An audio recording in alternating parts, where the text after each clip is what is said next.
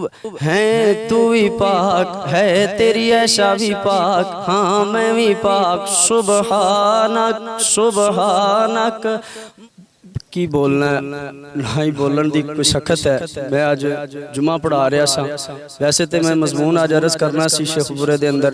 शान अली व शान फातिमा रजी अल्लाह तआला अन्हुमा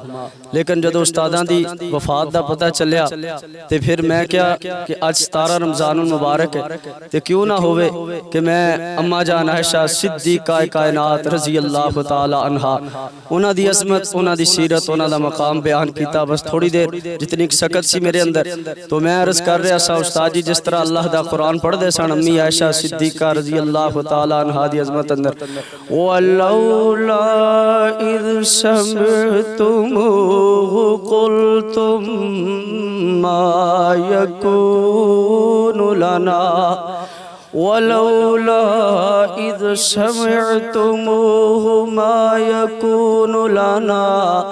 अन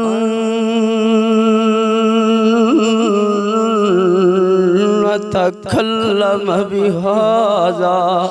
वलौला इज़ समिअतमूहु क़ुल्तुम मा यकूनु लना अन नतकल्लम बिहाज़ा सुबहानक सुबहानक हाज़ा बुहतानुन अज़ीम।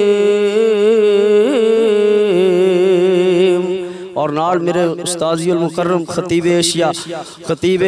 आलम इस्लाम फरमाते सन कि जदों अल्लाह करीम ने कुरान मजीद की आयत नादल फरमाई और उस्तादा ने फरमाना